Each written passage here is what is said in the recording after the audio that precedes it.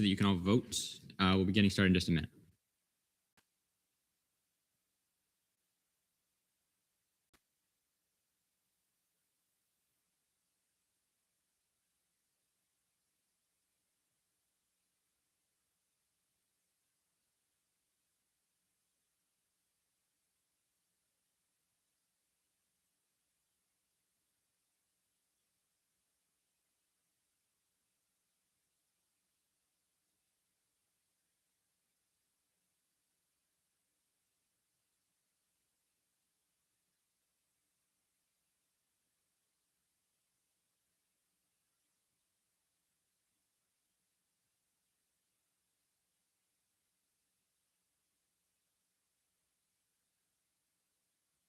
All right. I call this meeting to order at 6:07 p.m. The University of Central Florida respectfully acknowledges that it is located on the traditional lands of the Ais, Appalachee, Calusa, Timucua, and Tocobago tribes, as well as the Seminole Tribe of Florida and the Miccosukee Tribe of Indians of Florida. Roll call and verification of quorum. Chair Gaudio. Hagenbuch. Reed. Present. Olivia Smith. Casimiro. Present. Kapanos. Present. Wacker. Present. Critchfield. Jane. Perez. Kelly. Sherman. Present. Danae Smith. Present. Belulehi. Gentile. Present. Gregg. Kaufman. Present. Licht. McNulty. Miller. Patel. Rashid. Rubio. Thompson. El Harak. Kanuja. Kranova. Rickett. Hader. Present. Makadia. Phillips. Present. Boivet. Present. Montañez. Present. Nunez Ferreira. Wynn. Habgood. Present. Perez. Veronica. Barber. Barrios. Present. Grossa. Present. Jones. Matthews. Present. McRae. Nursamadevra. Renda. Sharif. Simmons. Present. Vieira. Zivin. Kalas. Present. Hold on, the quorum. Someone broke the quorum counter. Give me a second.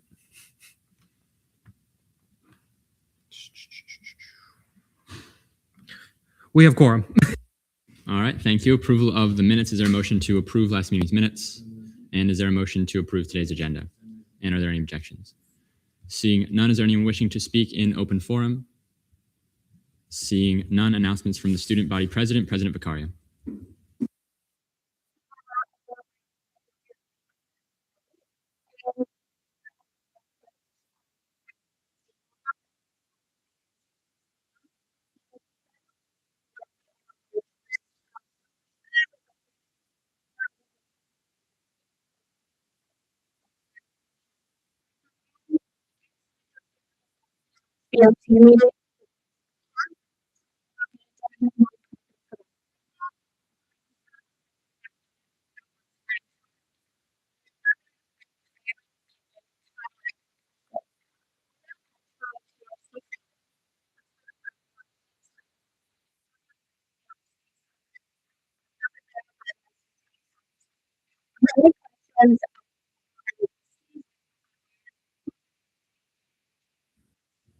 Are there any questions for the student body president? Seeing none, thank you. Announcements from the student body vice president, Vice President Jones.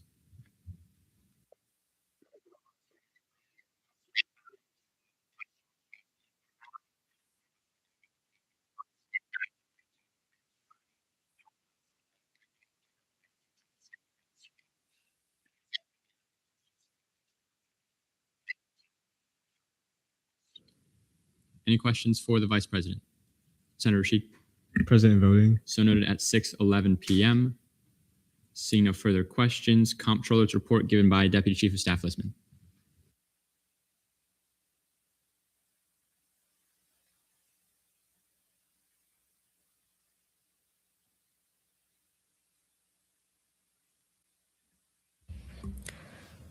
Good evening, everyone. Disappointed I'm unable to be with you all. Not much from a work update from me, just doing some housekeeping stuff and prepping for work this coming year.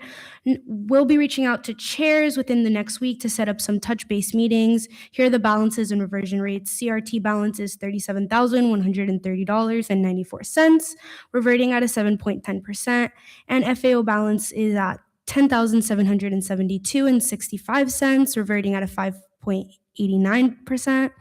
And I plan on reaching out to FONG and ASF to see if there's anything to be done with the remaining funds. Any questions or comments, reach out. Thanks, everyone. And the Attorney General report. Good evening, Senators. I'm sorry for not being able to join you in person. Over the past week, I have met with OSI Director Shane Jutin to discuss my role as AG and Judicial Advisor, and I have been updating our governing documents. Regarding my office hours this week and next week, I will be in office tomorrow. Next week, I will be in office Tuesday, Thursday, and Friday. If you have any questions, please feel free to stop by or message me on Teams. Cabinet Forum, Deputy Chief of Staff Listman.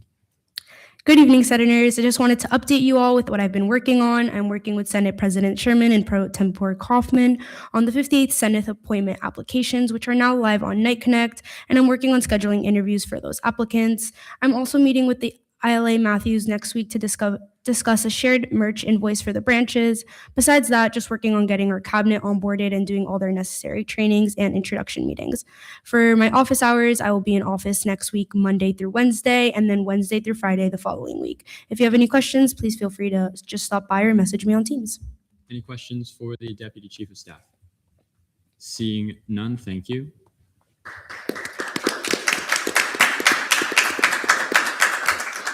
Announcements from the Interim Chief Justice given by Associate Justice Johnson.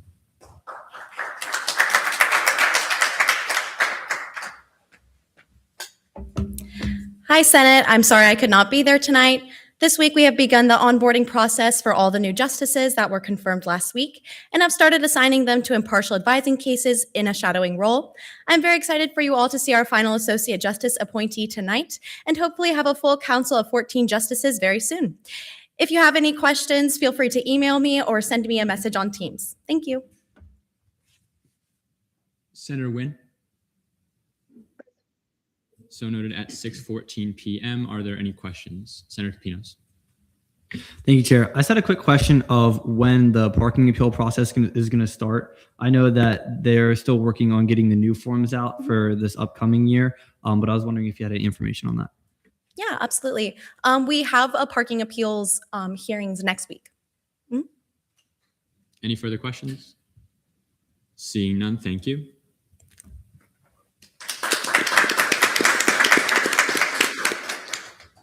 Senator Nursham-Devra. So noted at 6:15 p.m. Announcements from the Interim Supervisor of Elections, Interim Supervisor Callaway.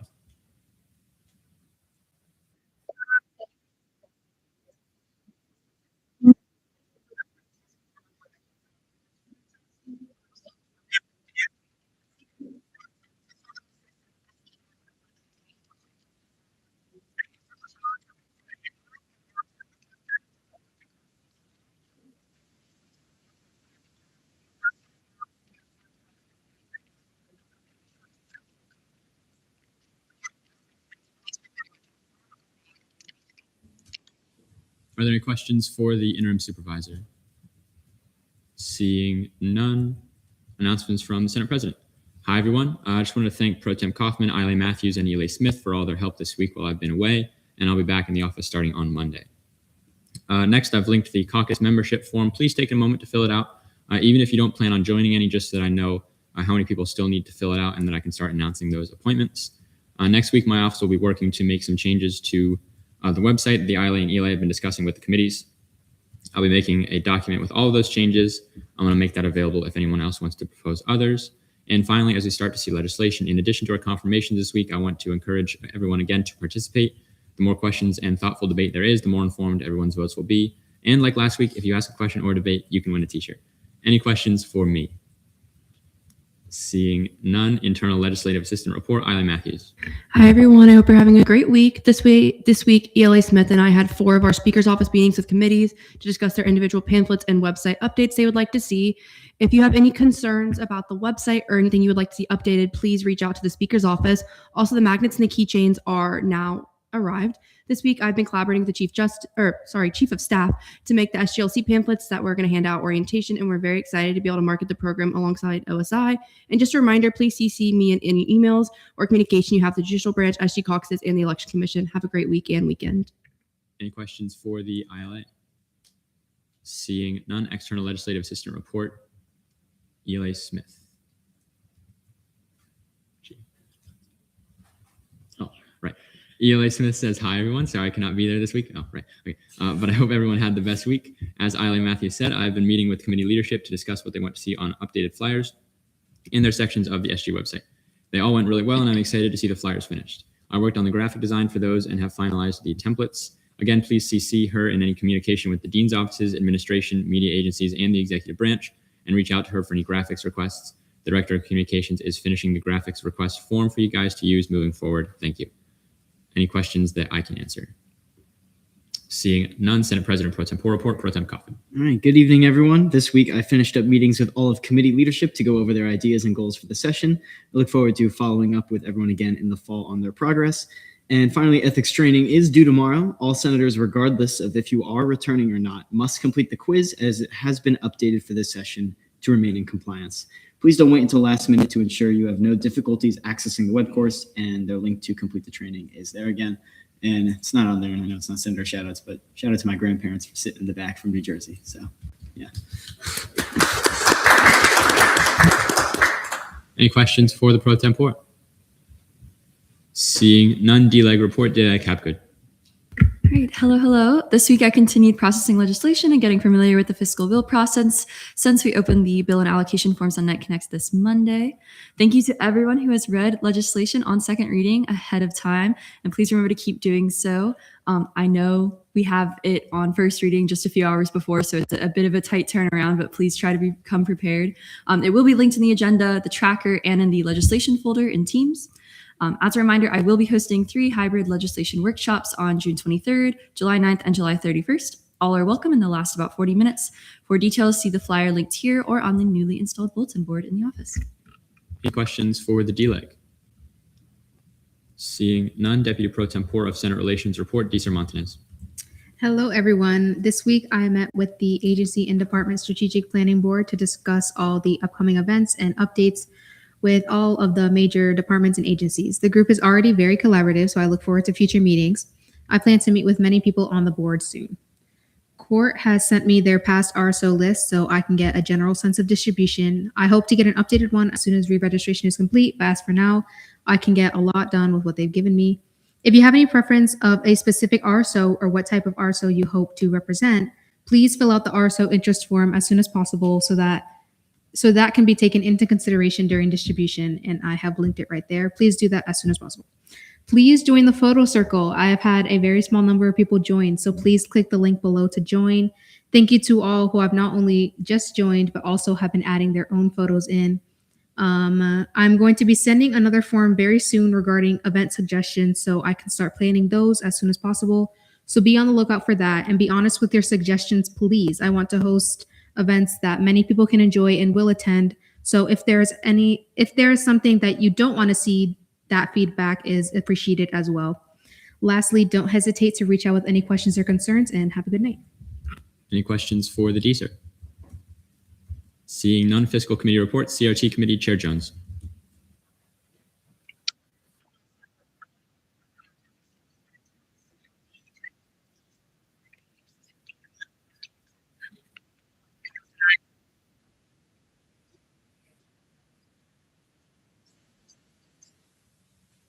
Any questions for the CRT chair? Seeing none, FAO Committee Chair Phillips.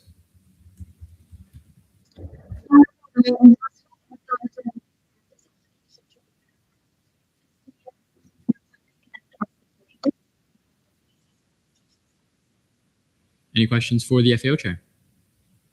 Seeing none, ORS Committee Chair Casimiro. Hi, everyone. This week, we approved 2 VPFs, postponed 1 VPF for further clarification, and conducted 1 post-funding review that's resulted in no sanctions. Vice Chair Belay and I also met with the ILA, ELA, and Pro Temp to talk about our goals, initiatives, and our session of the SU website. Any questions for the ORS chair? Seeing none, internal committee caucus time, ENA for 10 minutes. I recess this meeting at 6:22 p.m. to reconvene at 6:32 p.m. And just for everyone online, you do not need to be staying as if you were in this meeting. We're going to have that individual give their speech again in Senate.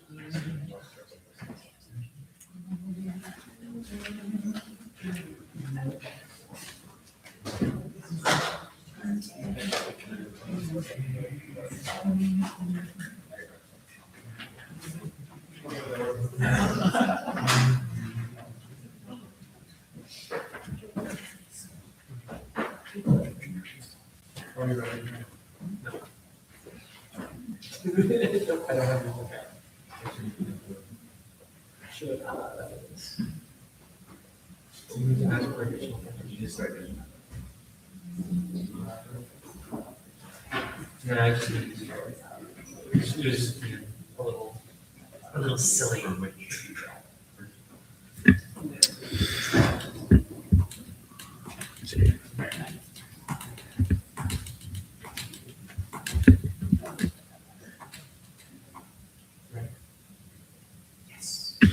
Okay, I call this meeting to order at 6:23 p.m. Roll call on verification of quorum by Chair Gaudier. Chair Grosso, Present.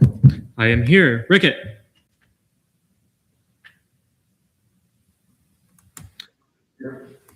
Matthews.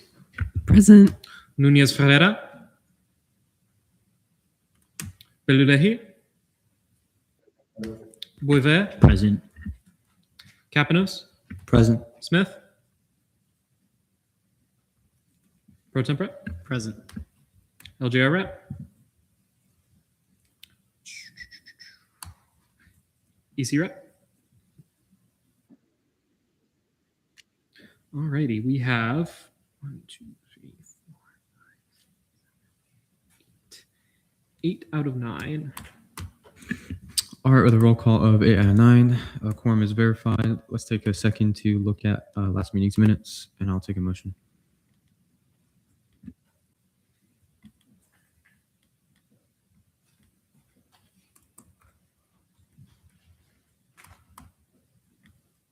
Does the link work? Can you guys get it? For the 6-9 meeting? Pro Temp, Move to approve last week's minutes. are there any objections? Okay, seeing none, I'll take a second to look over the agenda, today's agenda. I'll take a motion.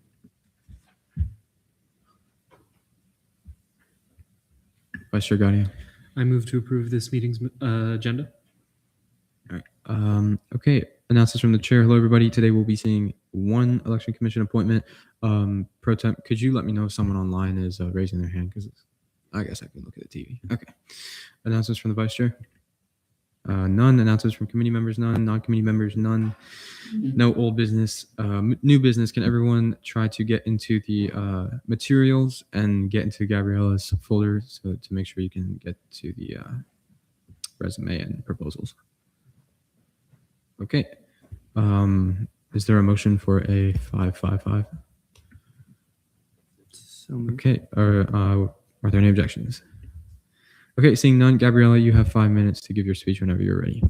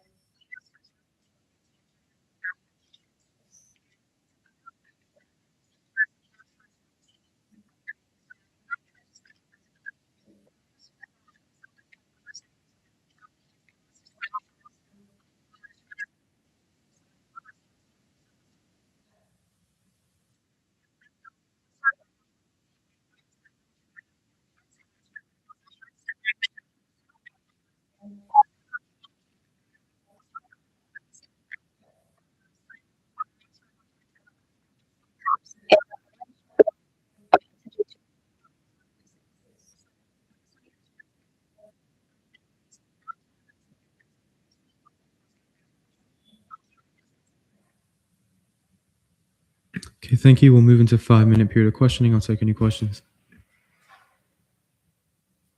Vice Chair Gadia. Thank you, Mr. Chair. Could the candidate please list some examples of Tier 4 violations in the election statutes?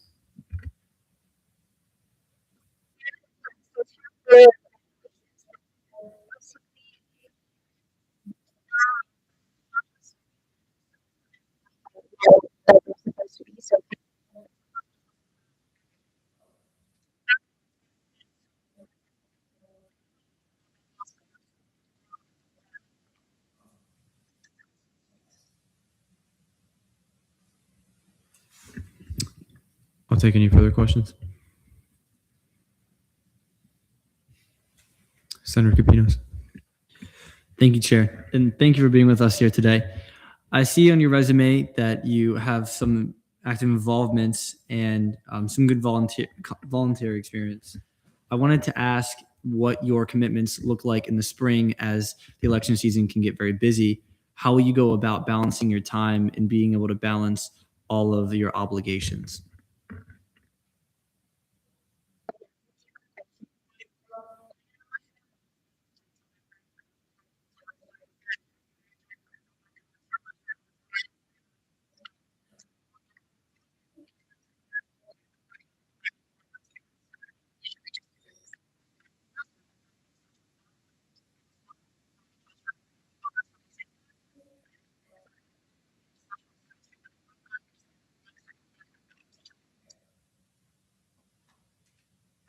Vice Chair Gadia. Thank you again, Mr. Chair. Could the candidates walk me through some of the violation hearing process?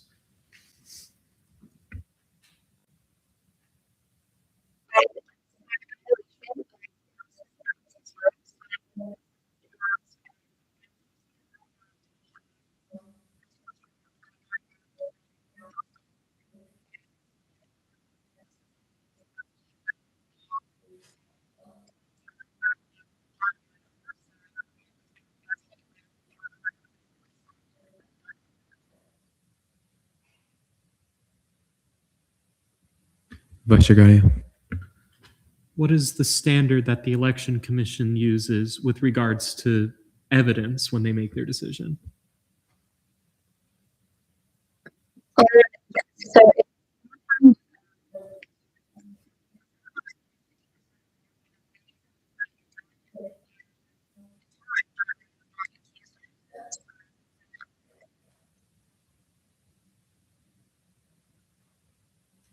Senator Capinos.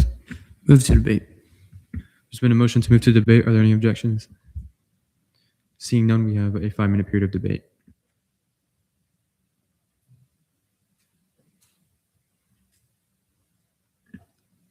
Senator Capinos. Thank you, Chair. I think this candidate is extremely qualified to be an election commissioner. I think that she has proved high proficiency in understanding our statutes, especially Title VI, and I'm very satisfied with her answers and her initiatives. I think that she has a sound mind on her shoulders, and I think that she'll lead with integrity. And with that, I motion to move to vote. There's been a motion to move to vote. Are there any objections? Okay, seeing none, we'll do a roll call vote. Vice Chair Gadia. Chair Grosso? In favor. I am in favor. Rickett? Matthews? In favor. Belilehi? Boisvert? In favor. Kapanos? In favor. Pro Tempore? In favor. With a vote count of 8-0 to 0, you have passed your NA. We'll see you in Senate. Thank you. Okay. Member discussion. Vice Chair Gadia. I move to adjourn this meeting pending final roll call. Are there any objections? Okay, seeing none, final roll call. Vice Chair Gadia. Same as initial. Okay, I adjourn this meeting at 6:33 p.m. Thank you, everybody.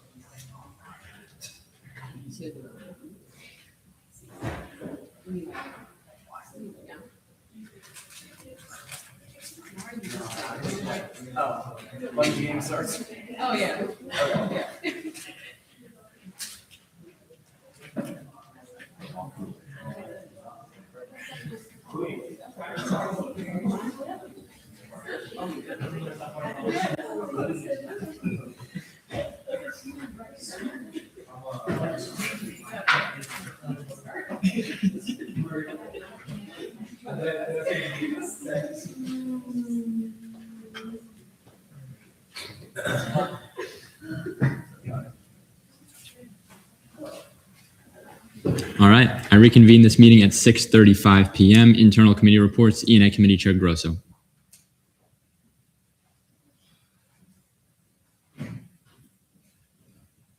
Hello, everybody. These past 2 weeks, E&A has completed Associate Justice appointments and has begun Election Commission appointments. We will be completing those EC appointments next week. In addition, we will begin seeing appointments for open positions as those Night Connect forms are live and have begun receiving applications. This week, we saw the following appointments. Victoria Gadia for seat 1, EC 5-0-0. Caroline Greeno, seat 3, 5-0-0. Mila Chilongo for seat 4, I think, 5-0-0. And finally, was it Gabriella? Gabriella for seat 2, 8-0-0. Any questions for the E&A Chair? Seeing none, LJR Committee Chair Gaudio. Good evening, Senate. This week for our internal legislation, we saw Internal Bill 58-1, which was approved 8-0-0. Internal Bill 58-2, which was disapproved 0-7-1. Resolution 58-1 and 58-2, which were approved 5-3-0. You may view your absence request if one was submitted. Please submit absence requests via the Senator absence request form on Night Connect. It is far more likely that I will make a clerical error regarding a request if you send it to me via email or Teams. So please only send your initial requests by those means if you do not have access to the form or for some reason your request does not align with the fields on the form. I can't imagine why. Of course, for any communication regarding it, do it via email. And I made chocolate chips this week, chocolate chip cookies.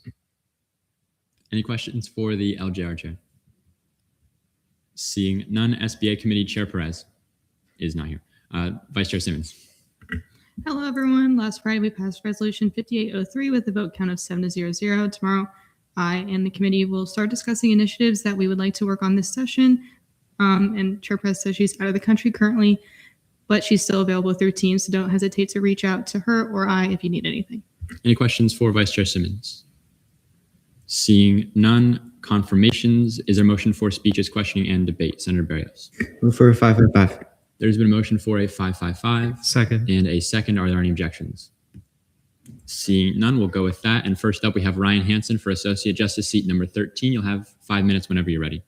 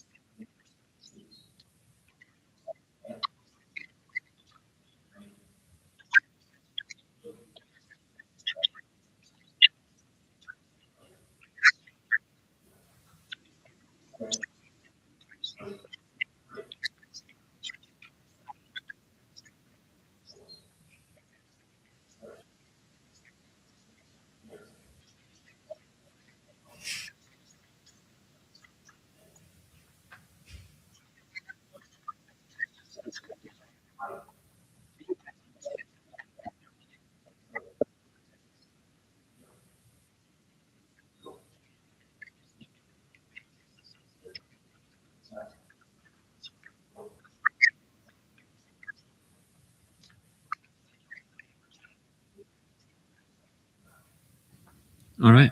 We are now in 5 minutes of questioning. Are there any questions?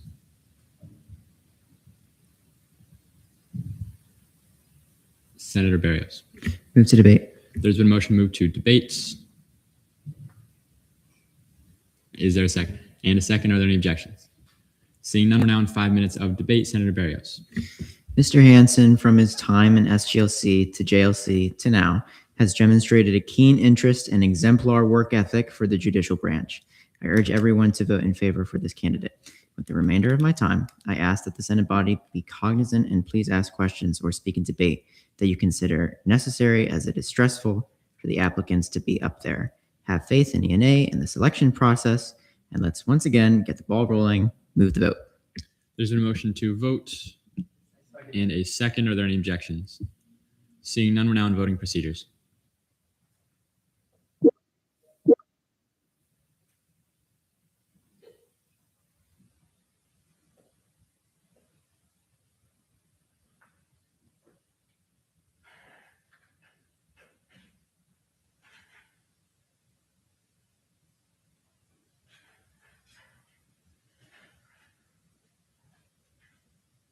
All right, with a vote count of 32 to 0, Ryan Hansen is confirmed for Associate Justice, seat number 13. Congratulations.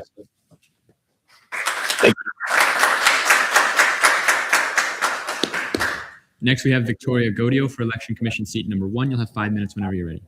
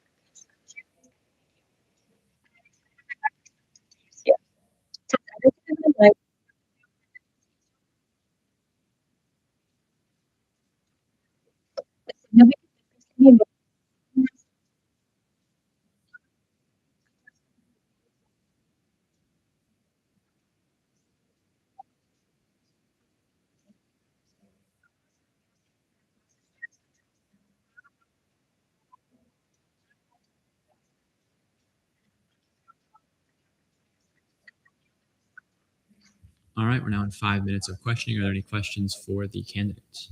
Senator Callis. First of all, thanks so much for being here. And sorry if I missed this, but in your you say how to prioritize. Do you have any specific?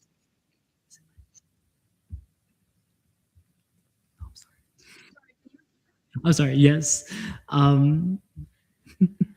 So on your platform, you say how you specifically want to increase student engagement Do you have any specific ideas? I'm sorry if I missed that during your speech of any specifics, but if you could elaborate.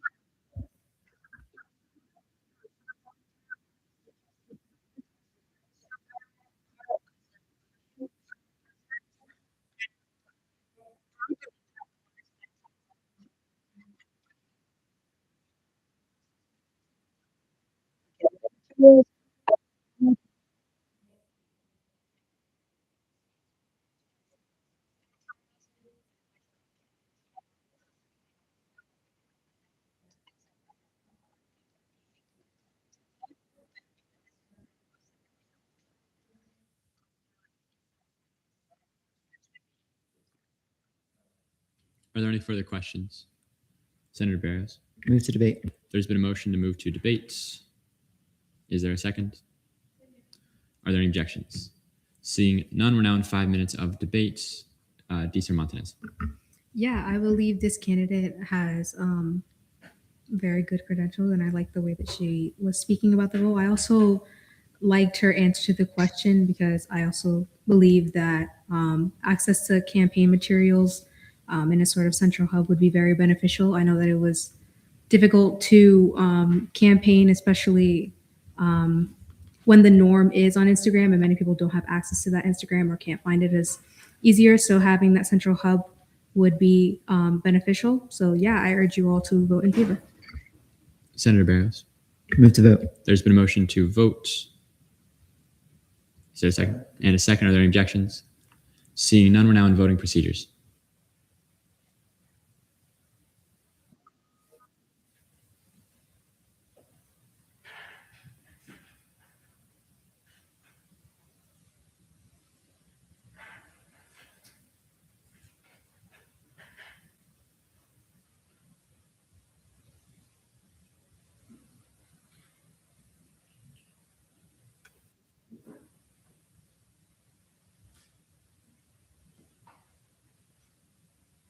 All right, with a vote count of 32 to 1 to 0, Victoria Godi is confirmed for Election Commission seat number 1. Congratulations. Thank you. Next, we have Gabriela Rodriguez for Election Commission seat number 2. Again, you'll have 5 minutes whenever you're ready. Hello.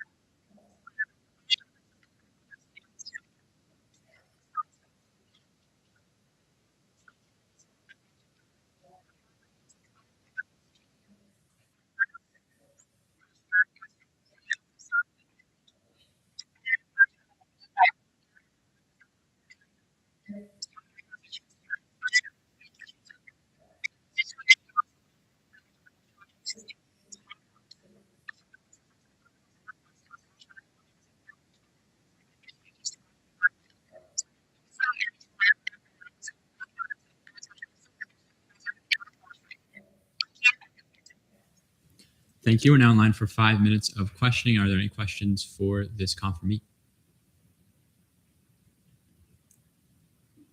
Senator Barrios. Move to debate.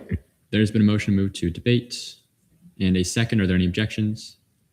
Seeing none, we're now in 5 minutes of debate. Senator Bove. Yeah, so we saw her through ENA, and she demonstrated exceptional knowledge of the duties and responsibilities that of like an election commissioner. So with that being said, motion to move to vote. There's been a motion to vote and a second. Are there any objections? Seeing none, we're now in voting procedures.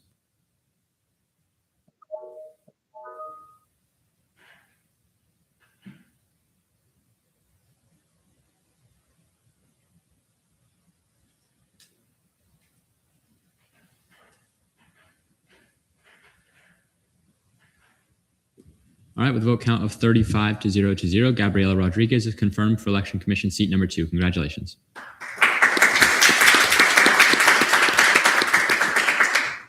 And next we have Caroline Greeno for Election Commission seat number 3.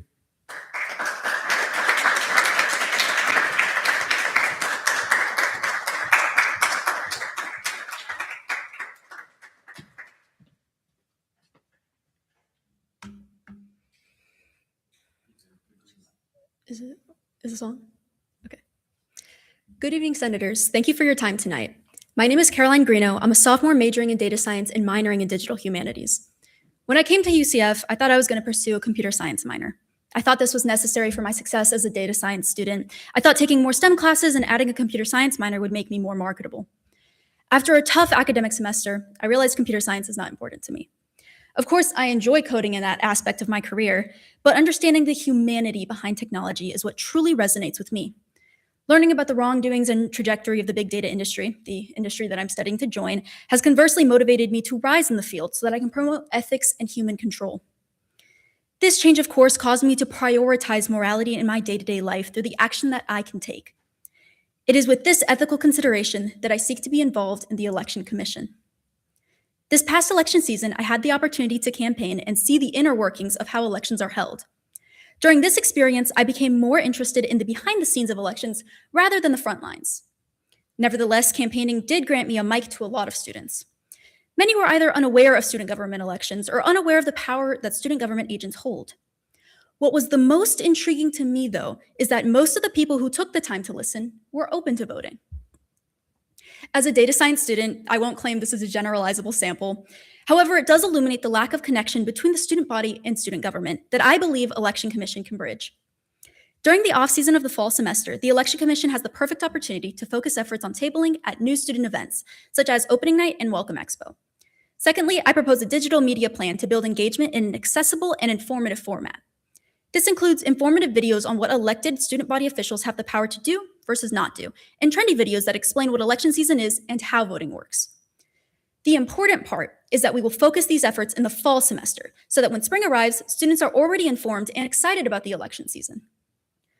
Through my experience in Student Government Leadership Council, I gained exposure to all the student government branches. In an Executive Leadership Council, I strengthened my skills in communication and professionalism in a collaborative setting, providing me with an adequate background to uphold a fair and organized election season. Additionally, as an Honors Orientation Ambassador, I regularly communicate with incoming students, ensuring they feel supported and informed. This role has sharpened my ability to convey information clearly and professionally, both skills that are essential for working with candidates during the election season. This experience, combined with my observation of the most recent election cycle, has prepared me to contribute meaningfully to the Election Commission. Democracy only lives as far as the people are willing to grant it, or in this case, the approximate 70,000 constituents in the student body. Today, I hope to commit to serving those 70,000 constituents by upholding fair and democratic elections for UCF. Thank you. I yield my time. Thank you. We're now in line for 5 minutes of questioning. Chair Reed. Is there an initiative that you have that you want to focus on primarily? If so, what is it? And do you mind elaborating a little bit more about it? Personally, for me, I really like the digital media plan. I think that both my initiatives really are at different times of the semester in the fall.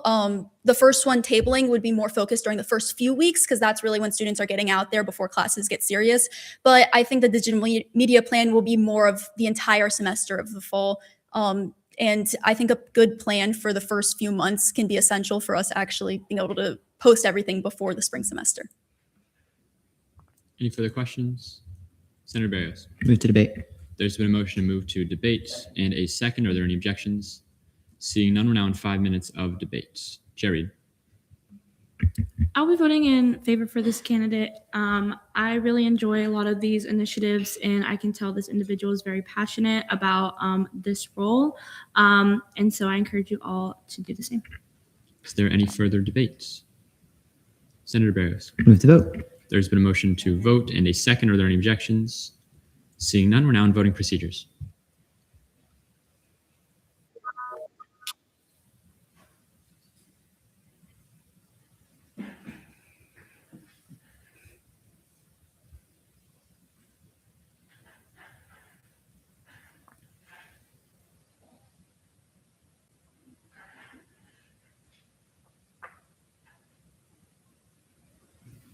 All right, with a vote count of 35 to 0, Caroline Greeno is confirmed for Election Commission seat number 3. Congratulations.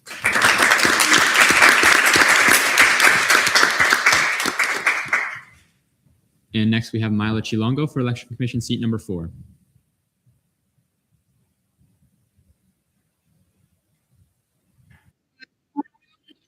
Yes.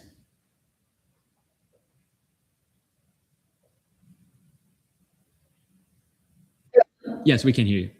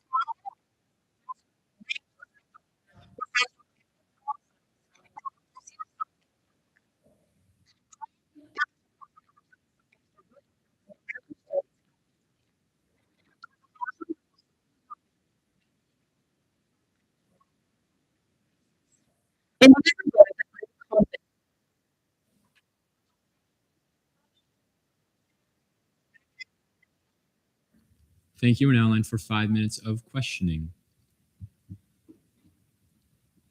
Senator Barrios. Move to debate. There's been a motion to move to debate and a second. Are there any objections? Seeing none, we're now in 5 minutes of debate. DLA Hapgood. I think this candidate would be excellent on the election commission. She was an SGLC and was always incredibly passionate and involved. And she has a beautiful resume. So move to vote. There's been a motion to vote and a second. Are there any objections? Seeing none, we're now in voting procedures.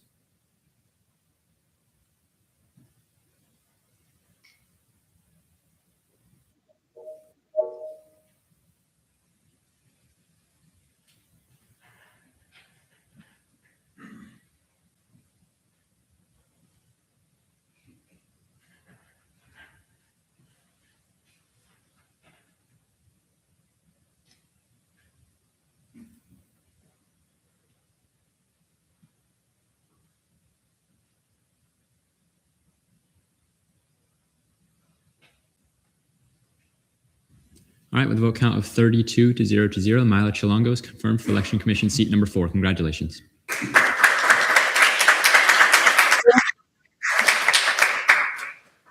right, internal legislation, notice of legislation on first reading. I hereby remand internal bills 5803 and 5804 to LJR, and I hereby remand resolution 5804 to SBA and resolution 5805 to LJR. Notice of legislation on third reading, none. Notice of legislation on second reading, internal bill 5801. I'll take a motion for speeches, questioning, and debate. Senator Barrios. Move for a 10-10-10. There's been a motion for a 10-10-10. Is there a second? Are there any objections? Seeing none, Senator Barrios, you have 10 minutes whenever you're ready. All right, cool. So I'm just going to let you all know there's no speech for this particular one because this is pretty straightforward. This bill just aims to update Title IV as a whole, or not Title IV, Title 14 as a whole. I yield for questioning. We're now in 10 minutes of questioning on internal bill 5801. Senator Callis and then Vice Chair Capinos. Move to debate. There's been a motion to move to debate and a second. Are there any objections? I object. Senator Callis, you withdraw. I have shown. Vice Chair Capinos. Thank you, Chair. I just wanted to ask really quickly to get some more context, who you might have looped into the conversation when drafting this bill, who you might have talked to concerning the change to this title. A former senator, Senator Lipner. Any further questions? Chair Reed. Just want to clarify. So it says ex officio members shall serve until the start of summer B. Just to clarify, is that the summer B of the following year? Yeah, so I just did that because bluntly, yeah.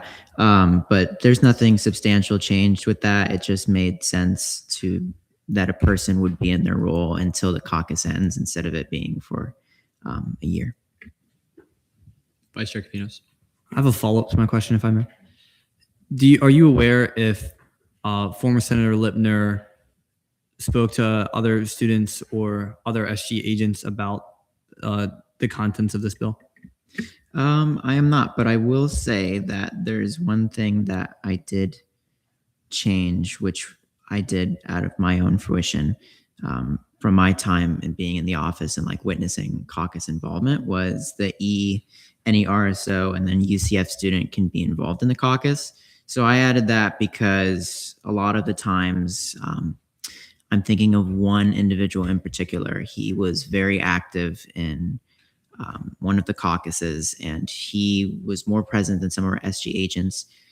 I just want to clarify something right now. This is not saying that any student who's in it is automatically an ex officio seat. It's just giving that option that they can be elected.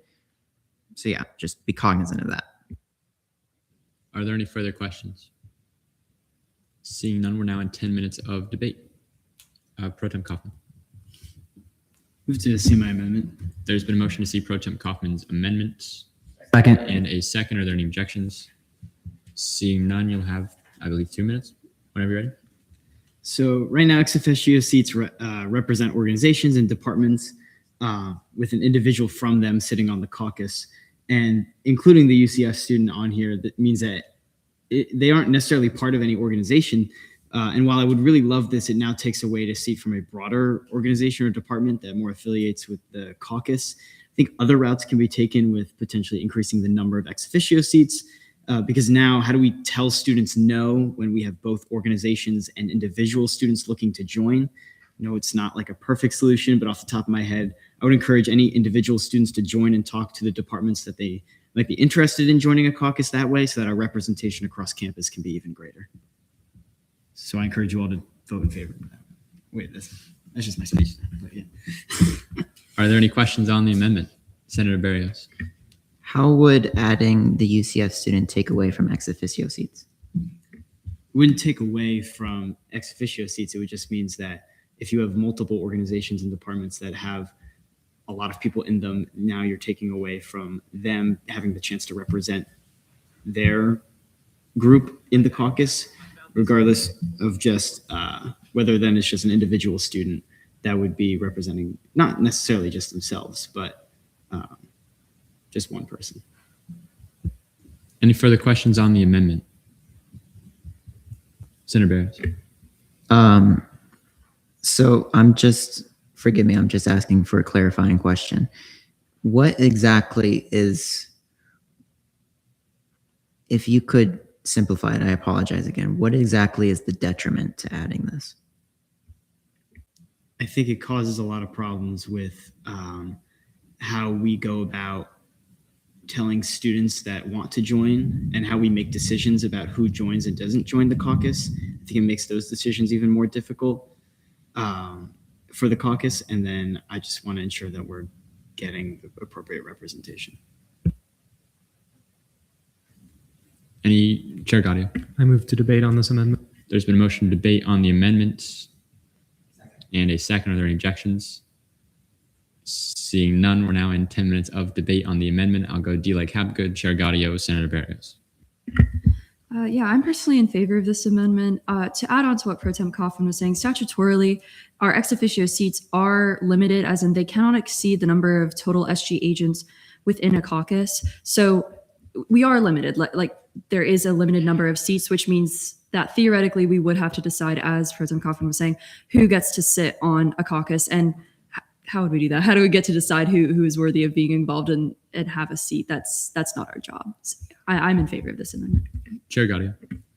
I was thinking about it a little further, and so even if there were no limits on how many people could hold an ex officio seat, let's say that limit was done away with, the logical end to that would be, why would an RSO ever want to be in a caucus when instead they could enroll a bunch of their members into it? And now instead of getting one person on the committee, you can have 20. So just from a logistical standpoint and a representation standpoint, because instead of now each organization getting one vote, it's the organization gets however many people they can field. And then because there's a limit to ease the logistical constraints, well, again, now you run into the problem of, well, if all of those seats are just filled up with people from one or two RSOs, then what do you do? Senator Barrios, then Vice Chair Capinos. So unfortunately, I urge everyone to vote against this amendment. I hear what the senators are saying, but that is the hypotheticals that are happening. I'm going to be honest with you guys. Caucuses are not like a major craze that the student body has. So I just want to reiterate that these people are elected, and for the thing that D. Like Habgood was saying about the ex officio seats not exceeding the number of SG agents in the caucus, that can be amended. So I'm just saying that as a potential solution. There's no, from my experience witnessing people who want to be involved in caucuses, they can do so little yet be so involved with the caucus.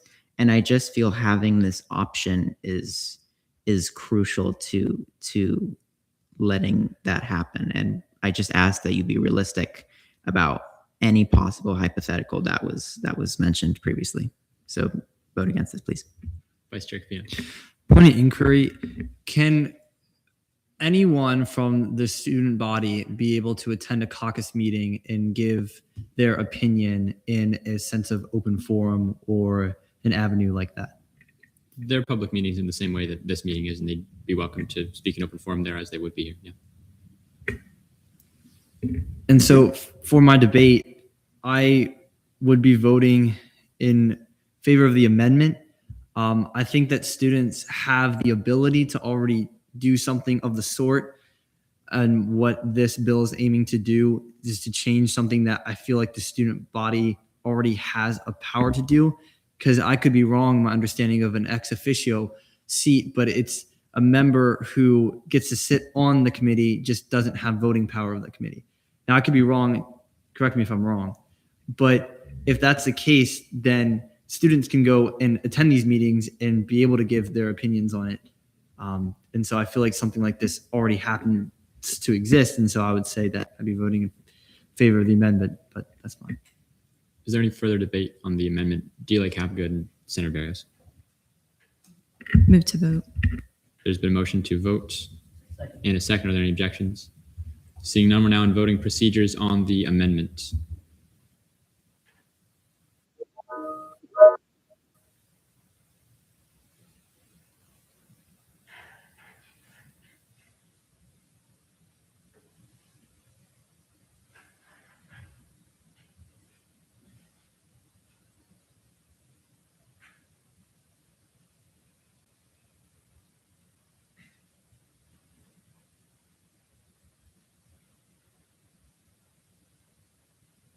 With a vote count of 27 to 6-0, the amendment passes. We're still in 10 minutes of debate on the bill as a whole.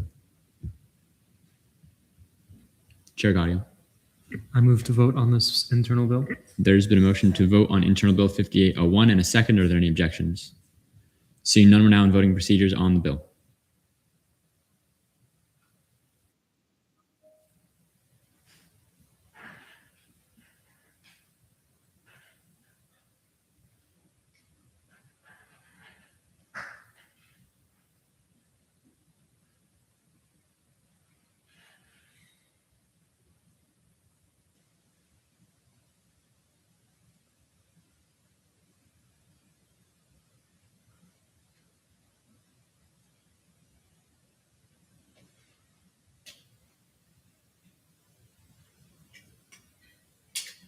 With a vote count of 25 to 6-0, internal bill 5801 passes second reading.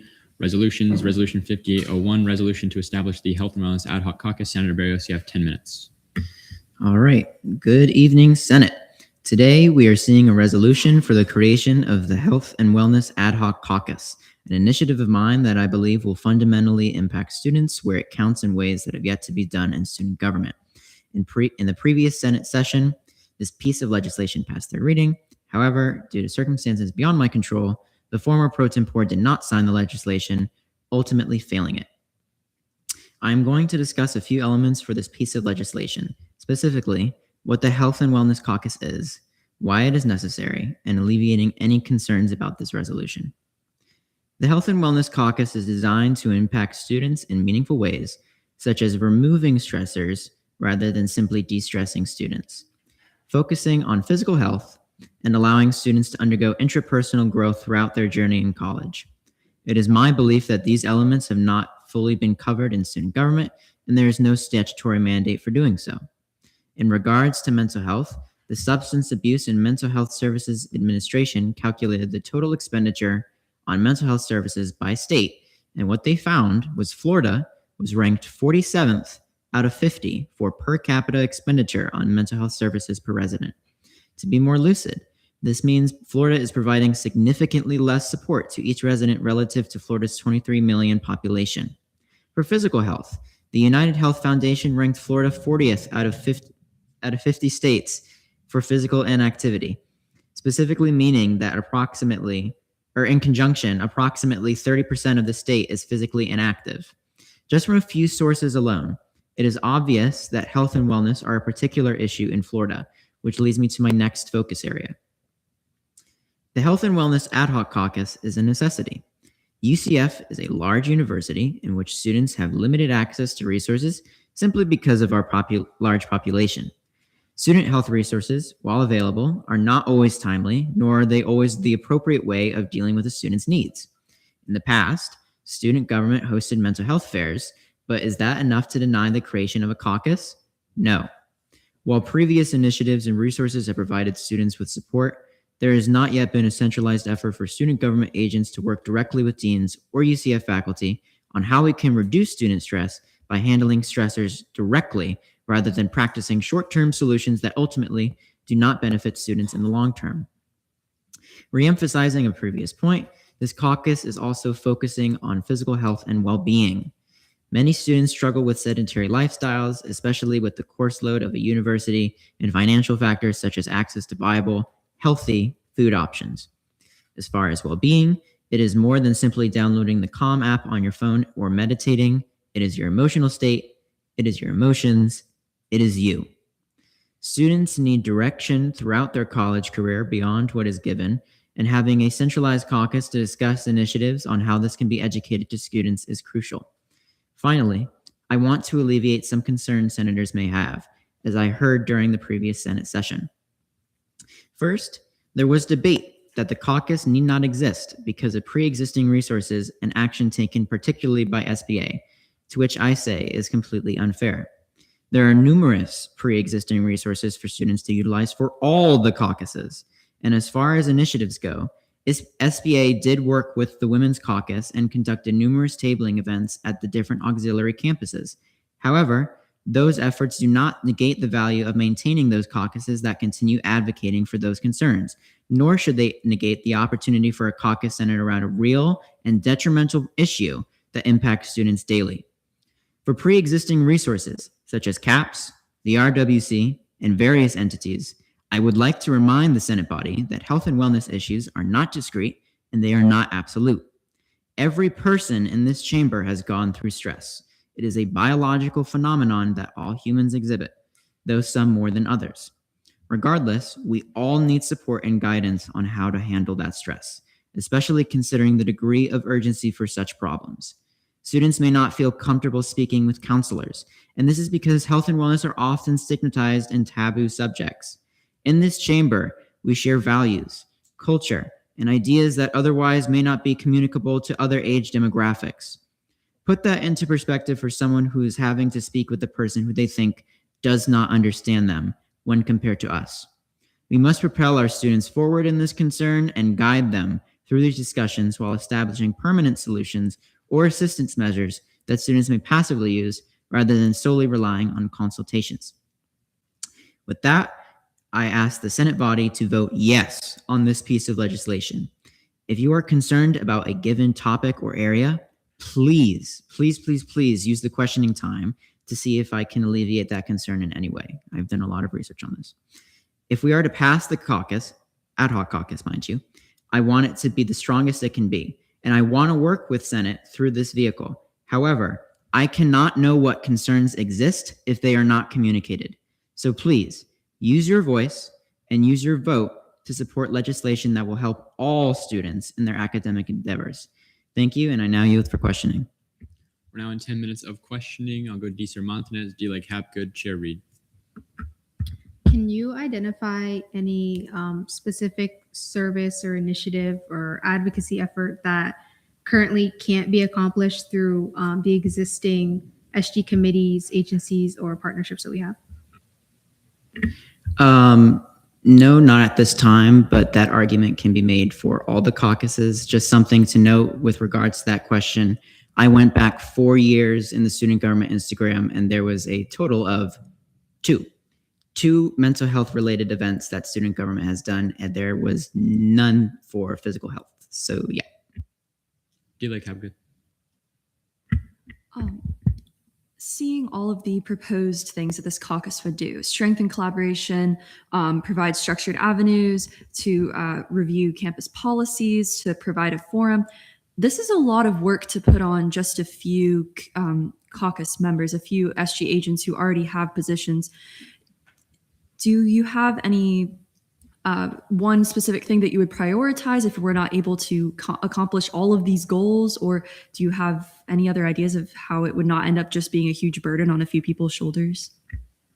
That's up to the discretion of the caucus to decide what action they want to do to achieve that. I will say, as far as the burden of it, I have spoken with the Sustainability and Wellness Coordinator, Romeo, and he has said that he thoroughly supports this legislation and that he would do whatever he can to support it in any capacity. So I don't believe it is a concern to worry about that this will be too much for as student government agents to handle. Chair Reed, then Senator Smith, and Vice Chair Sharif.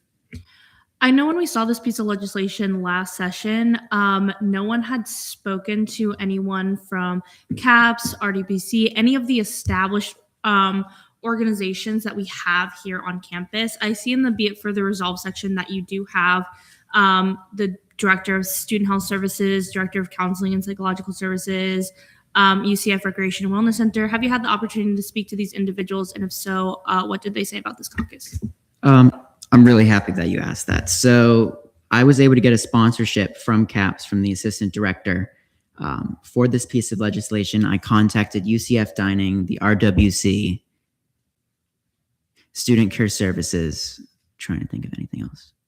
Oh, several RSOs as well. I have been very persistent with all of them. Unfortunately, they have not responded in a timely manner. So at this time, I can only speak for CAPS, saying that they support it. Senator Smith.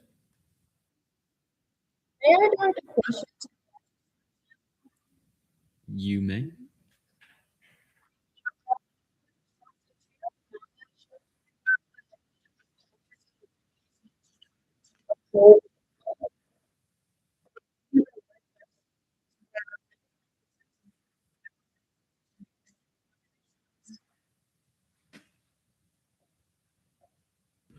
Okay.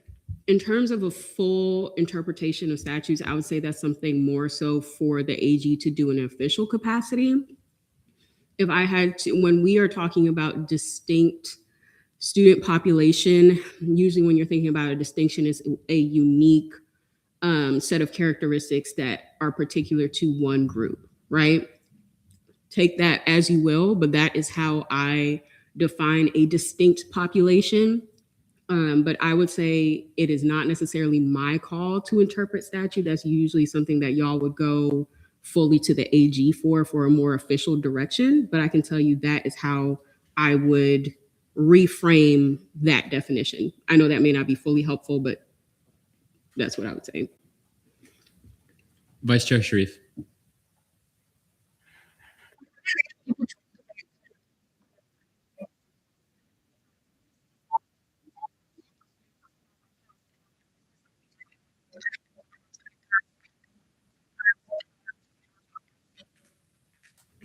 Yeah, absolutely. And so to go on your point for the scope of it, give me 1 second. I wrote it here somewhere and I'm trying to find it. Yes. Okay. So I just want to define physical health and mental health to narrow the scope, because this isn't including, I understand earlier in my speech, I said that we all go through stress, but there are different degrees of that people go through. And so the distinct population are those students that I'm going to describe. So for the physical health aspect, it is health that includes components such as exercise, nutrition, sleep, sexual health, and making healthy decisions around substance use. I sourced this definition from Harvard. For mental health, it refers to our cognitions, emotions, and behaviors that help us relate to other issues, handle stress, and work alongside physical health. And that was sourced from the Montana State University. And with those together, the distinct student population would be those who struggle with those health issues. Any further questions on the resolution? Deezer Montanez. I have a couple. Try to write them down. What evidence shows that students are... I'll do a different question. Has there been any demonstrated interest from senators to participate? Because as far as I know, our current caucuses are not overwhelmed with members. So is there even a promise that this wouldn't just be another 1 or 2 member caucus where, I guess that's the question in itself. Yeah. Yeah, absolutely. So I just want to make note to everyone, caucuses are not limited to just senators. It's for SG agents. So the recently confirmed Mr. Hansen for associate seat 13 said that he would be interested in joining the caucus. Some senators here, I believe, I can't remember exactly, but I have spoken with senators who would be interested in joining such a caucus. This had a lot of support from when I was in student government, SGLC. So this would not be another caucus that would dissipate because there's no membership, because also we would be working in conjunction with Coordinator Romeo. And then I guess this is kind of I'm not really sure how you're supposed to answer this, but if the health and wellness warrant their own caucus, then what criteria are we using to determine which other issues would require their own caucus? So the best answer that's discretion. So I would advise everyone here, if we are concerned about having issues that we think, okay, we should just be doing this to each of them, though, I highly advise that you all look at the federal government, because if you think that this caucus does not fit any distinction, you will have some gripe with the federal government. But as far as this particular importance with respect to other things, we as senators have that discretionary authority to vote on that. We want to do what is best for students, what is going to help them the most. And this caucus would help them the most. It would act similarly to how the Sustainability Caucus works. So I think that answers your question. Senator Vieira.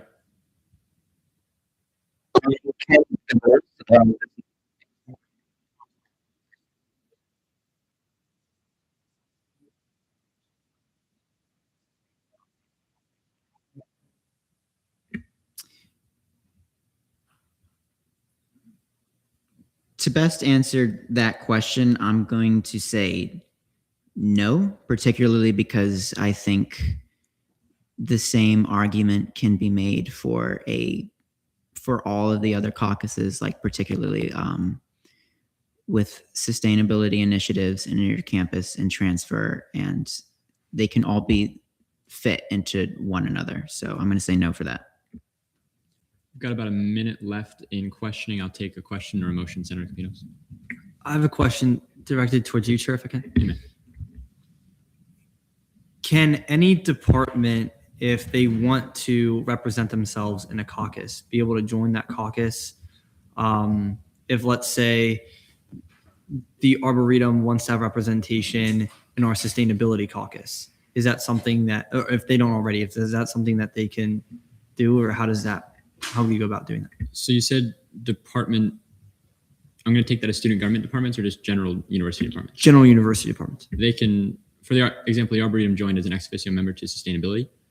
They won't be full voting members, but my understanding is that similar departments across the university, and I may be corrected, but are able to join as ex officio members. There's now 5 seconds left in questioning. Chair Gaudio. I move to debate on this measure. There's a motion to debate and a second. Are there any objections? Seeing none, we're now in 10 minutes of debate. I'll go Pro Temp Kaufman, Senator Gentile, Chair Reed. Move to see Resolution 5801 and 2 as a block. There's been a motion to see Resolutions 5801 and 02 as a block and a second. Are there any objections? Seeing none, they are being considered together. I believe I said Senator Gentile.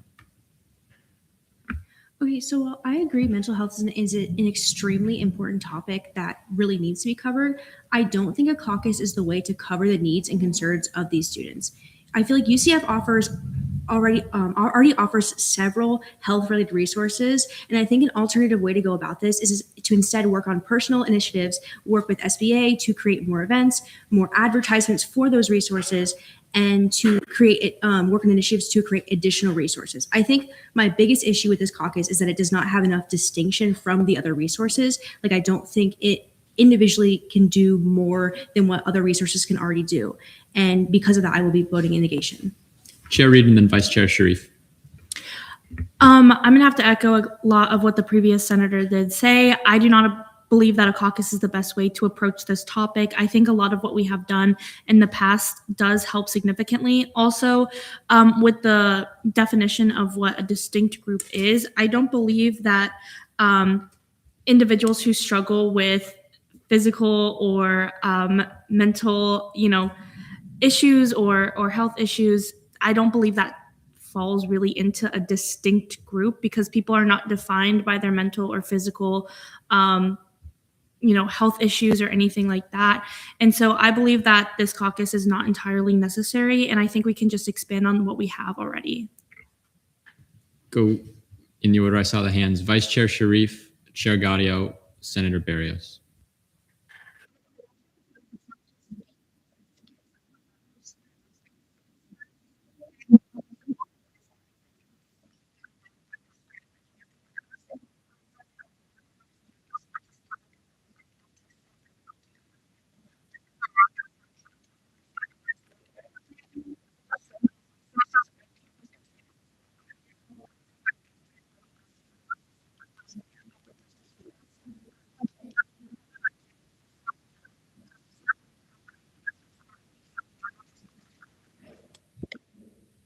Chair Gaudio. Ladies and gentlemen, I would first like to start off that the proposition being put forward is for an ad hoc caucus. So by default, if we do nothing, this caucus will exist for the duration of the session and then cease to exist. It will go away. So for all intents and purposes, it is not permanent. It's not a trial. We won't even have to do anything if we decide we don't want to keep it. And so going off of that, I see no reason not to have an ad hoc caucus because an argument could be made, well, there's university services. That's true, but you could make that argument for every single other caucus that we have, a distinct student populace. I think that it is distinct and they all share a common attribute. So I'm approaching it more from a why is this justified and more as a why not? Because of the nature of an ad hoc caucus. It's not permanent. For all intents and purposes, the caucus leadership committee could all come together and decide because you're an ad hoc caucus, you don't get any money to do anything. And that's perfectly fine. So I say, set it through, see what happens, and the caucus leadership committee can decide how much support they want to give the ad hoc. Senator Barrios.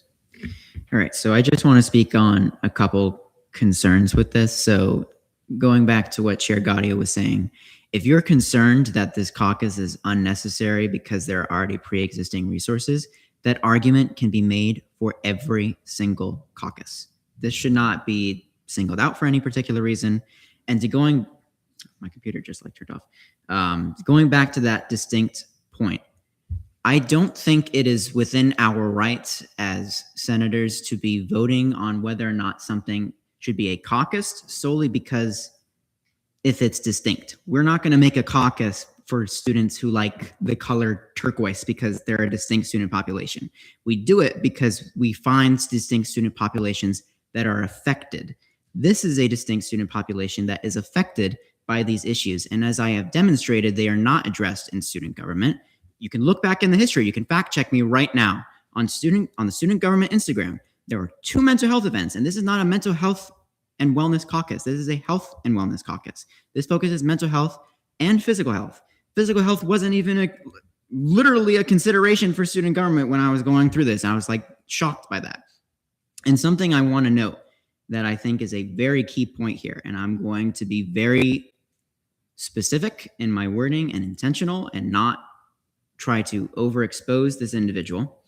But last semester, in the spring semester, there was an incident in the student government office where an individual came to us after having an emergency. And I think that just speaks volumes to us as to how important we are for a student to communicate about their health needs. The student seemed to to be struggling at the moment, and our advisor handled that phenomenally, and I could not be more grateful for that. But the fact that a student felt comfortable to come to us, not to CAPS, not to the RBC, not to anywhere else, they came to us, is speaking volumes to that. Because like I was saying earlier, we all speak to each other differently. We're going to speak to each other like a lot more closely than you might would with a professor. And that connection is important. This caucus is not going to magically solve all of these issues. We're going to advocate for students. That is the entire point of a caucus. By denying this opportunity, you are denying the possibility that student government agents, this is a popular thing that people want this caucus. I have spoken to many student government agents. They want this caucus and they want to work together on these issues. And so I ask, if you're thinking about voting in negation of this bill, I just want you to think to yourself, what are the negative consequences of having this? If you're worried about caucus leadership money, they had $700 left over at the end of the year. So that's not a concern. So I ask that if there's something you're concerned about, please let me alleviate it. Again, in the order of hands, I'm going to go Simmons, Barber, Smith, and then after that, since there has been quite a bit on both sides, I'd encourage senators to only speak if they have a new point. Thank you. I'm going to encourage the body to vote in negation of this resolution, seeing that the author could not provide any initiatives or ideas that would not be achievable without the installation of this caucus. To me, that deems the establishment of this caucus unnecessary.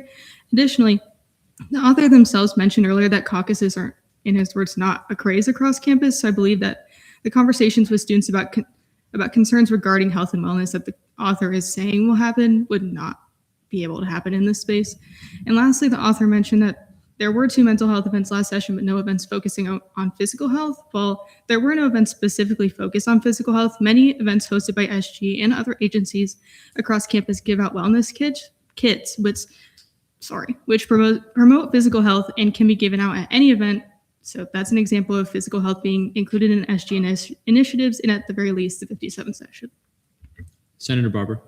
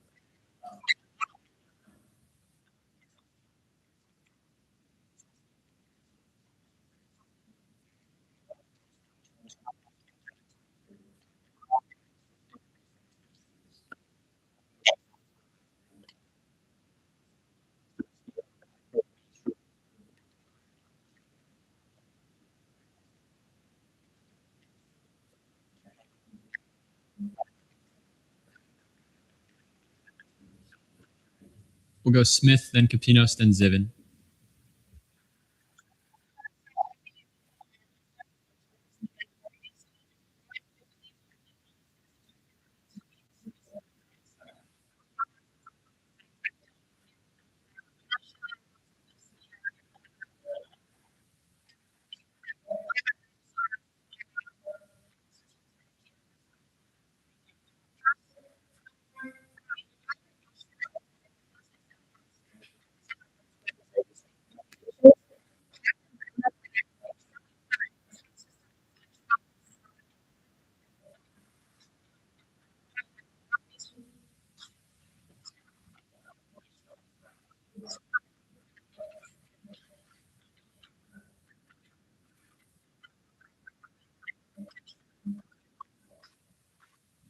Senator Kapinos, and there's a minute left in debate. Motion to extend debate time by 2 minutes. There's been a motion to extend debate time by 2 minutes and a second. Are there any objections? I object. Senator Vice Chair Kapinos, do you withdraw? I withdraw. All right, still about a minute left. Go ahead. I want to open our minds to a bigger question of what are caucuses? We've been talking a lot about distinct populations and about how it affects students, but what does a caucus aim to do? I think people could have different interpretations of statutes, which is why I also urge us to look into getting a opinion from the AG about what their definition of distinct population is. But I would also say that caucuses are meant to bridge gaps between us and other departments. I think that's part of their responsibilities of being on campus, is that we get to hear different voices that we might not hear, especially from people that might be a little bit more experienced in these areas than we are. And so to your point, Senator Berrios, I think that this caucus can lead to valuable discussions between different departments and things like that. And to your point that you made earlier, Chair Gaudio, about how this is an ad hoc caucus, we do have the option to not do anything and let it run for a year. And we also have the option to talk more about this on second reading. This might come to a surprise to a lot of people in this room, but I'm actually going to be in favor of this piece of legislation because I think that there is some valuable things that we can get from this, but I also understand everyone's points in making a distinct caucuses are made for distinct groups of students. And I agree with that too. I think caucuses are made for distinct groups of students, and this is something that would aim to help all kinds of students. So how do we go about alleviating that? And thank you, Chair. Pro Tem Coffey. Move to see my amendments on 5802, changing the font size and size of the text as technicals. I will see those as technicals. And Senator Zivin, I apologize, but debate has elapsed. I'll take a motion either to extend or to move to vote. Vice Chair Capinos. Move to vote. There's been motion to vote and a second. Are there any objections? Seeing none, we're now in voting procedures on resolutions 5801 and 02.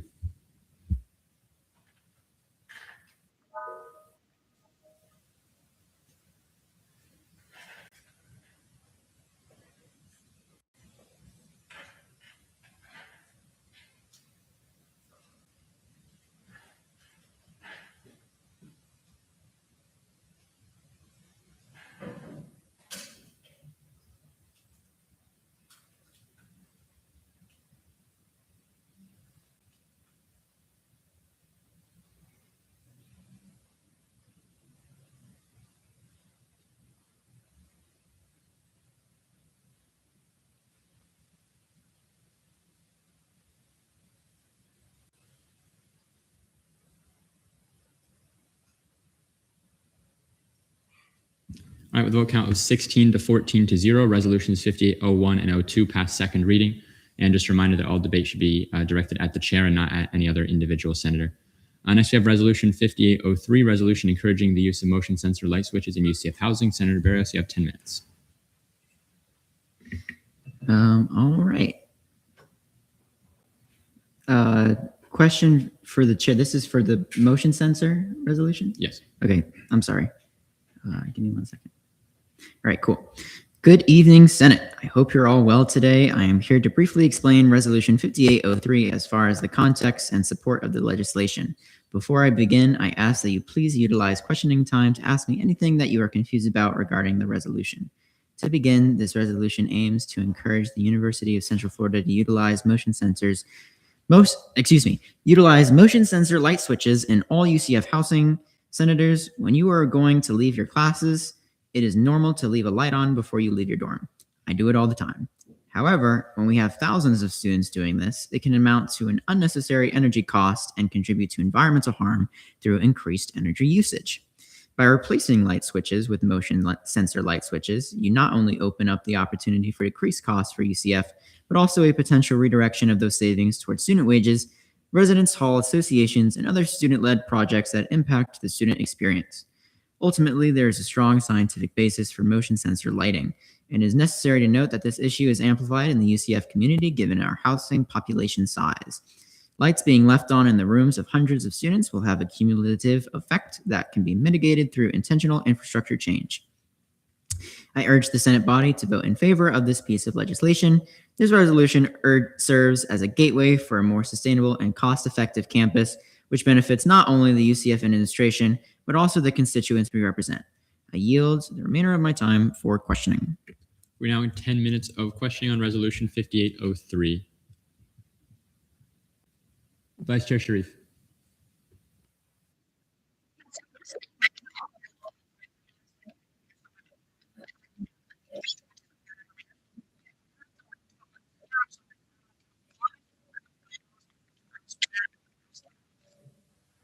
Unfortunately, I do not. Are there any further questions? Deezer Montanez. Has any cost analysis been conducted? No, I can't do that. Any further questions? Seeing none, we'll move into 10 minutes of debates. Vice Chair Capinos and then Senator Barrios. I think this is a valuable thing to have, but if we don't understand the costs of what it takes to actually put the means behind this, then I would be more skeptical of voting in favor of something that we don't know the next steps to. Senator Barrios, then Vice Chair Sharif and Senator Barber. All right, so to the Senate body, just a reminder that resolutions go towards UCF for them to deal with. We do not solve problems. We are not doing cost analysis of things. I certainly can't. So this is our way of communicating to UCF that they should be the ones doing this. But the reason why I primarily wanted to speak in debate is I ask that you please read the resolution and make sure that if you're reading a sentence that it makes sense, it flows correctly. Also, please look at the be it further resolved and make sure that these should be the appropriate people of contact, or if there should be somebody that is added or removed. So just be mindful of that. Vice Chair Sharif.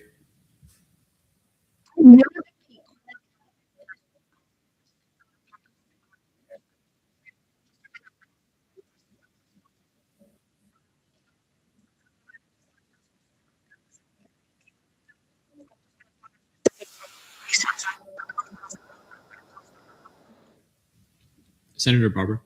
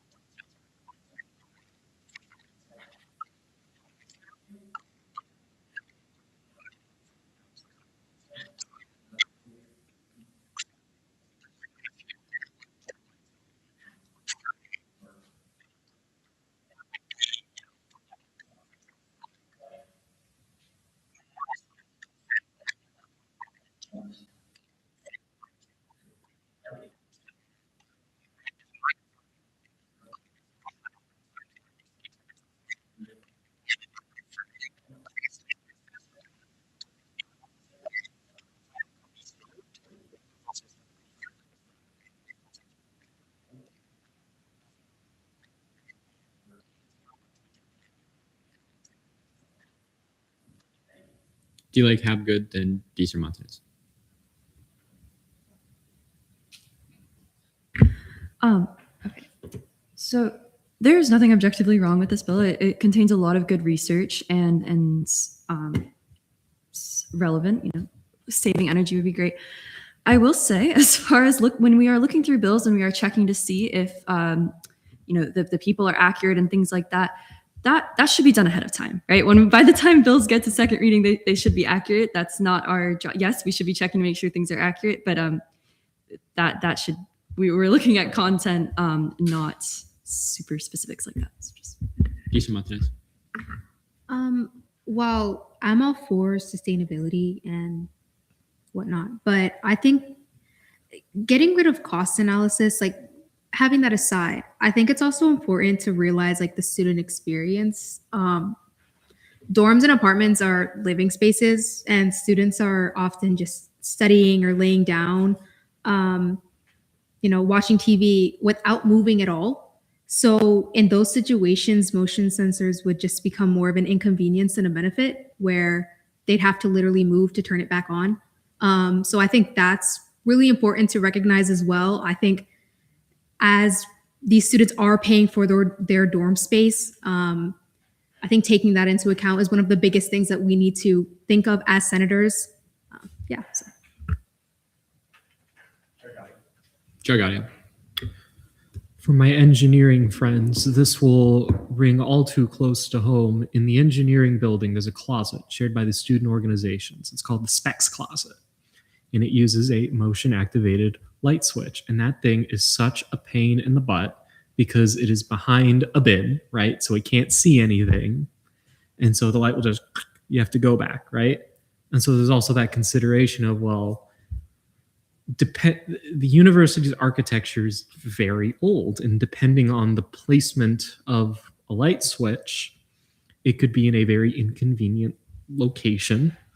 And if it is, moving it now becomes even more of a hassle. So there's also that angle to consider. Is there any further debate? Chair Casimiro, then Senator Barrios.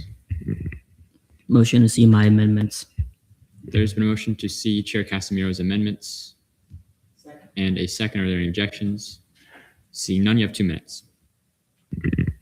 This is just updating the relevant people that this resolution would be sent to.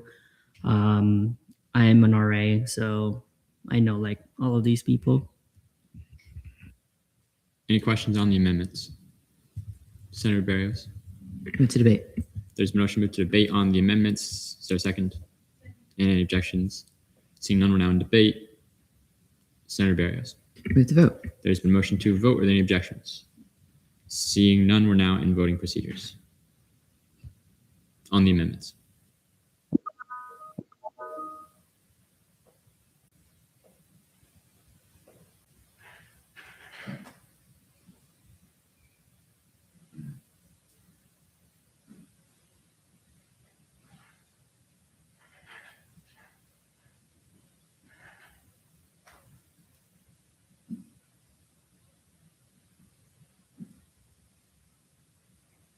The vote count of 31 to 1 to 0. These amendments pass. We are still in debate on the resolution.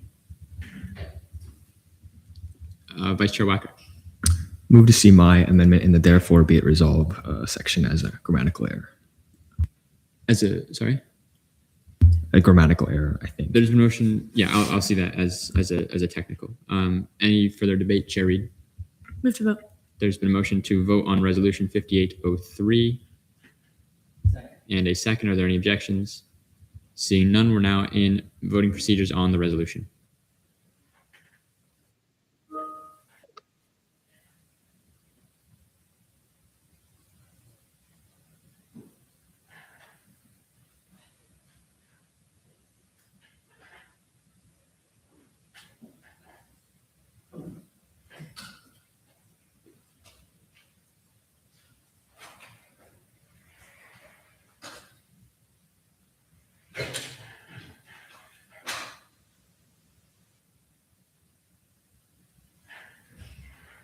With a vote count of 12 to 20 to 1, resolution 5803 fails on second reading.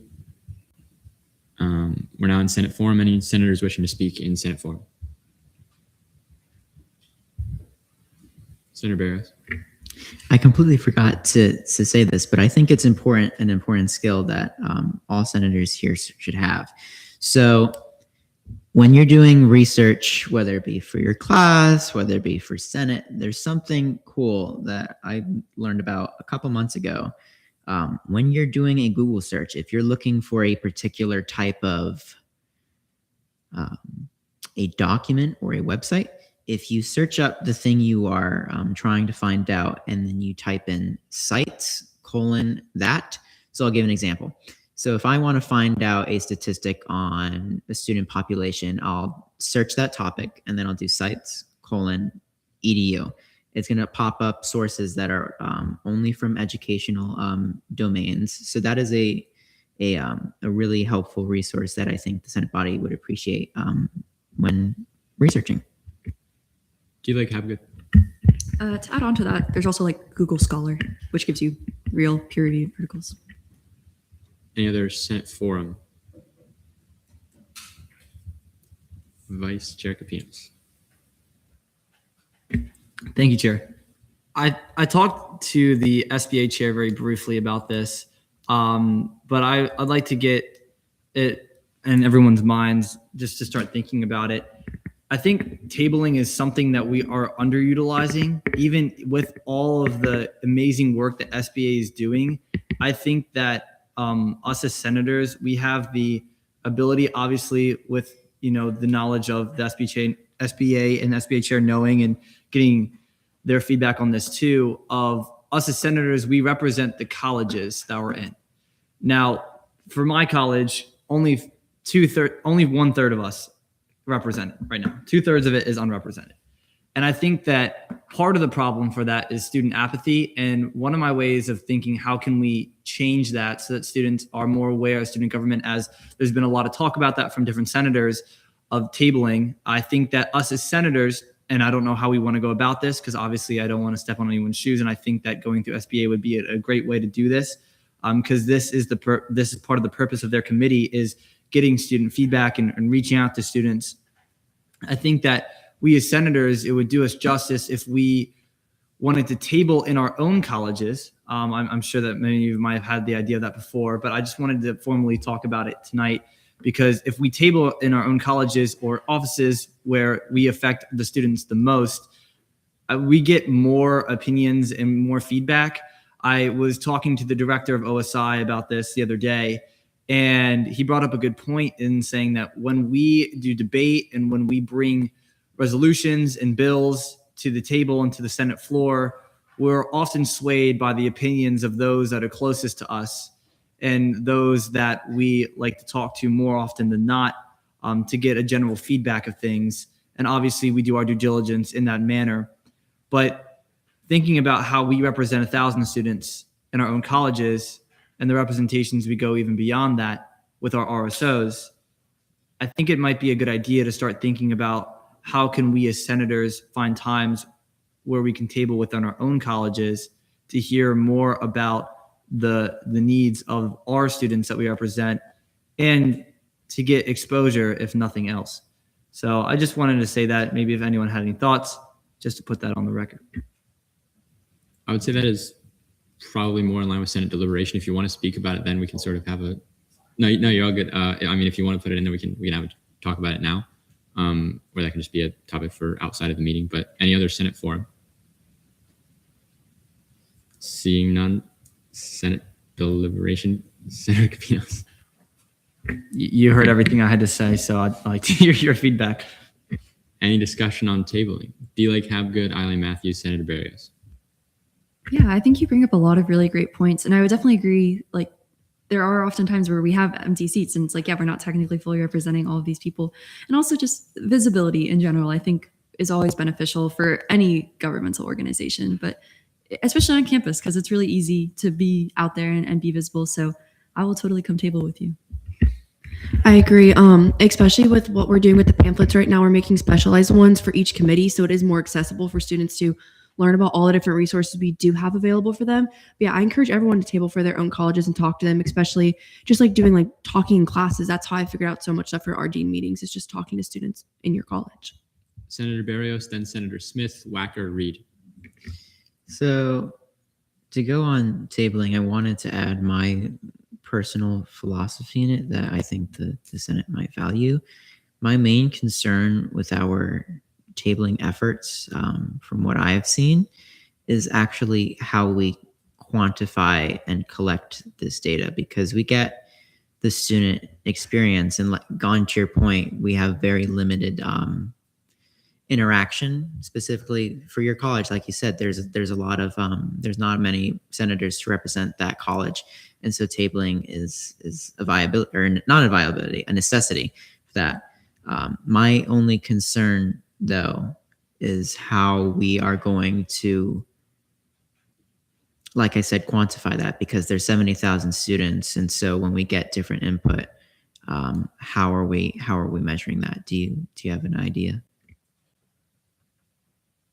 You bring up a good point, and